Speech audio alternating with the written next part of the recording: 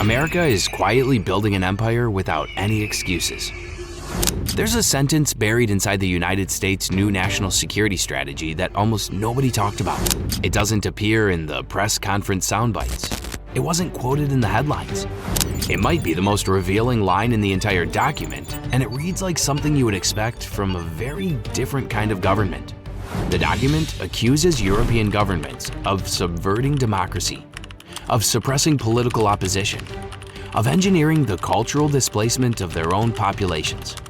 Then it calls for the dismantling of the European Union.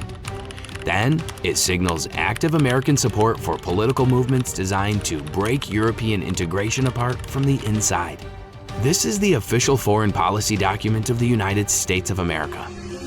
And once you read it carefully, one thing becomes impossible to miss. America is not retreating from global power. It is not pulling back. What it is doing openly, deliberately, without apology, is dropping the story it used to tell about why it deserves that power. For 80 years, that story was democracy, human rights, the liberal international order, a world made better by American leadership. That story is gone. What replaced it is something much older. Empire, just without the euphemisms. To understand how significant this is, you have to understand what the old framework was actually doing. American foreign policy after World War II was built on a specific and very useful fiction. The United States wasn't just a powerful nation pursuing its interests. It was the leader of a values-based order, the defender of democracy, the architect of institutions designed to make the world more stable and more free. And crucially, the arrangement was presented as beneficial to everyone, not just to America. Whether you believe the ideology or not, it was extraordinarily useful. It gave allies a reason to accept American leadership that went beyond pure coercion.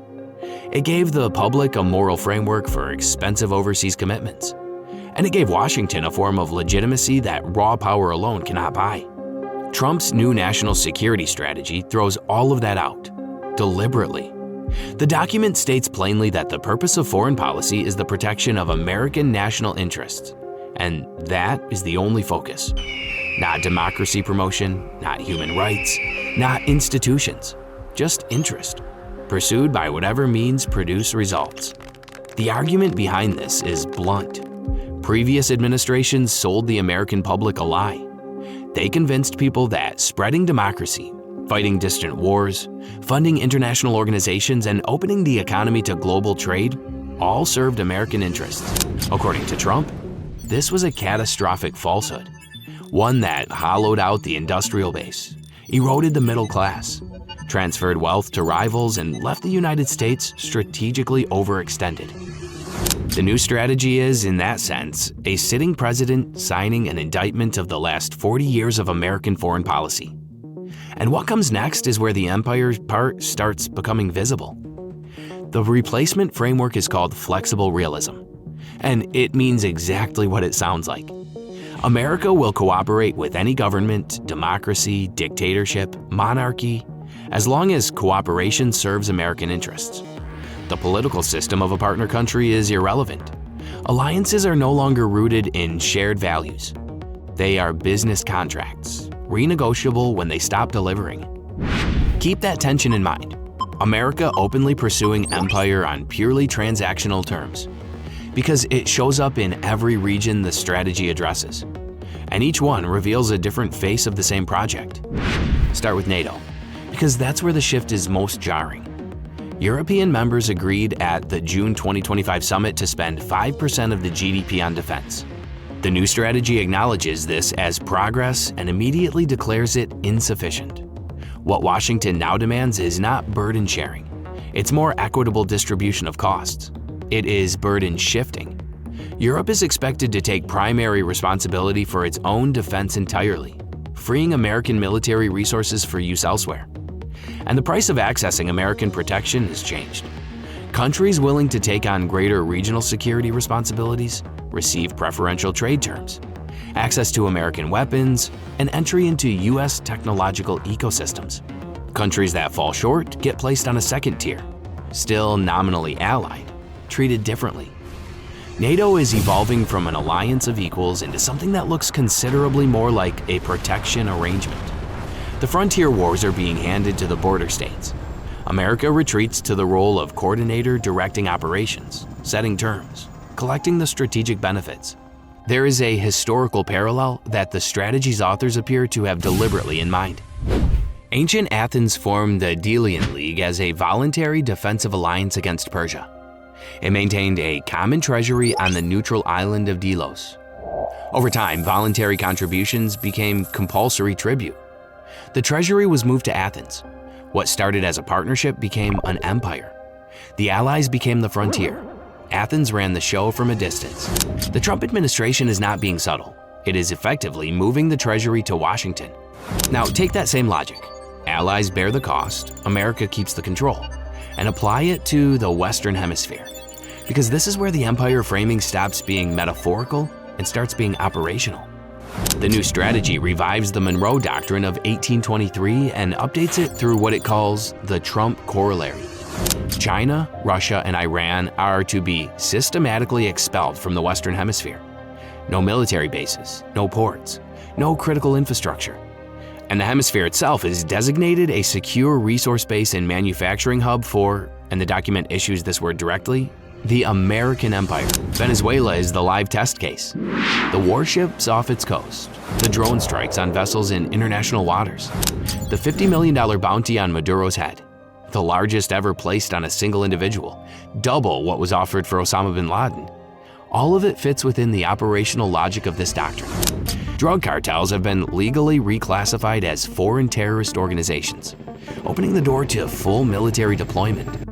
The line between counter-narcotics and regime change has been drawn blurry on purpose. This is not containment, it is consolidation.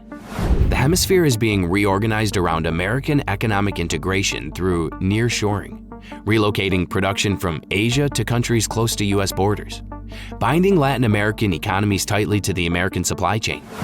Partners get trade access, everyone else gets pressure. On China, the mask comes off entirely in a different direction. The decades-long theory that trade would eventually produce Chinese political liberalization has been formally abandoned. What replaces it is systematic decoupling, reducing American exposure to China while building a coalition pressured to do the same. Europe, Japan, South Korea, and Australia are all expected to cut Beijing off from advanced technologies. Access to American capital and innovation is offered as the reward for alignment. Economic isolation of China is the price of entry. Taiwan sits at the center of this, not primarily because of its democracy, but because of its semiconductor dominance and its position in the first island chain. The arc from Japan through Taiwan to the Philippines that physically contains China's navy within the Western Pacific. If Taiwan falls, the document argues the entire American strategic position in the region collapses. Japan and South Korea are expected to arm heavily and take primary responsibility for reinforcing that chain. America provides the architecture, retains command, and operates from further back. The pattern keeps repeating. Allies at the frontier, America at the center, everyone paying for the privilege. The Europe section is where the strategy reveals its most aggressive face and where the tension at the heart of this whole story becomes sharpest. America is officially backing political movements designed to fragment the European Union. It identifies a group of so-called healthy nations in Central, Eastern, and Southern Europe, resistant to Brussels, skeptical of mass migration, and signals Washington's intention to build closer ties with them, specifically at the expense of deeper European integration. The EU as a whole is treated not as an ally but as a rival.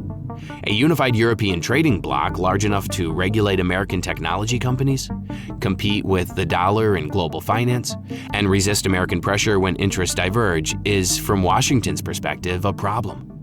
A Europe broken into individually dependent nation-states is far easier to manage.